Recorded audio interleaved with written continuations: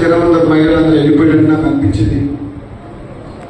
కానీ ఏమైనా బ్రహ్మాండంగా మన పున్నా కళ్యాణ్ చెప్పినట్టు ఒక వినూత్నమైన పద్ధతిలో నిపుణ సంఘాల వాళ్ళని ప్రజాస్వామ్యం అంటే అది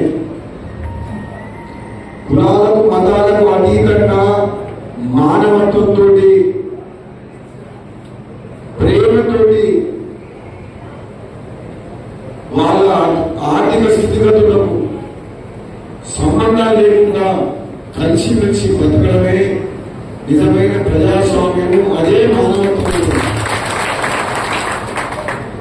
ఒకప్పుడు పల్లెటూళ్ళలో కులాలు వేరైనా ఎంతో మంది చిన్నప్పటి చూసే వాళ్ళని ఊళ్ళలో ప్రేమతోటి వరుసలు పెట్టుకుని పిలిచేవారు. ఒక కులం వాళ్ళకు అది నిజంగా ఈ కులాలు అనేది మన వృత్తిని బట్టి వచ్చేటప్పుడే అది నిజంగా కులాలు ముందు లేవు.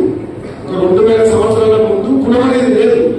మనం చేసే వృత్తిని బట్టి ఆ కులం అని చెప్పి పిలుచుకుంటాం తప్పితే నిజంగా చెప్పాలంటే మనమంతా ఒకటే. నాకైతే ఎప్పుడు కూడా అనిపిస్తుంది ఏది కులం గురించి మాట్లాడతారు అని ఎప్పుడు అనుకోలేదు. ఈ 7th క్లాస్ వచ్చినప్పుడు ఊళ్ళో ఉన్నా 8th క్లాస్ హైదరాబాద్ ఉన్నా కానీ ఎందుకో మరి నాకు అట్లా నా భావన విషయాలు బ్రాడ్గా ఆలోచిస్తే అందరం ఒకటే కదా. ఏముంది పనిని బట్టి కులం. కొంచెం పైసలు ఉన్న వాళ్ళ పడేళ్ళు కట్టుబట్టు మంచిగా ఉంటుంది. వాళ్ళ పైసలు ఉన్నాయి కాబట్టి కొంచెం సంస్కృతి తిరుగుడు బయట తిరుగుతారు అని చేస్తారు. వీళ్ళకి కొంచెం పైసలు వస్తాయి. ఇప్పుడు మనం అన్ని సామాజిక వాళ్ళ బీసీలలో కూడా ఇప్పుడు చూడండి ఆర్థికంగా పైకి వచ్చిన వాళ్ళు ఎంత బాగుంటారు వాళ్ళు. అంటే దీని ఆర్థిక పరిస్థితిని బట్టే వాళ్ళ కల్చర్ మారుతుంది తప్పితే ఏ కులం గొప్పదని కాదు. చిన్నది పెద్దదనేది ఏం లేదు. మనం కష్టపడి పైకి వస్తే ఎంతో మంది పిల్లలు బీసీలైనా ఎస్సీలైనా చదువుకుని అమెరికాకు పైకి వస్తుంది. అందుకనే మనం కులాలకు కుల వృత్తులని గౌరవించుకుంటూనే మనం అందరం ఒక్కటే అన్న భావన కూడా అన్ని కులాలకు తీసుకుపోవాలి. ఎక్కువ తక్కువ అనేది కాదు. మనం రిజర్వేషన్ కల్పించిన తర్వాత ఏమి అందరం ఒక దగ్గర కూర్చుంటున్నాం. ఒక టేబుల్ మీద ఒక గంటలో తింటున్నాం.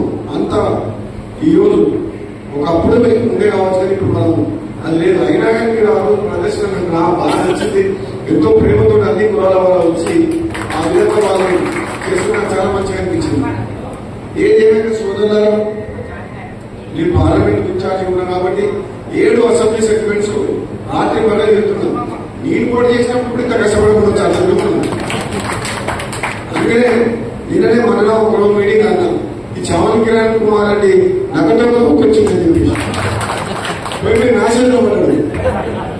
నేనేమో తప్పు చేస్తున్నాను కాదు, ఉన్నతులను చేస్తుంది. అధిష్టానం అది తప్పితే మనం మీద చేస్తే ఆయన వెళ్ళిపోవడం ఒక నాయకులు పోతుంది.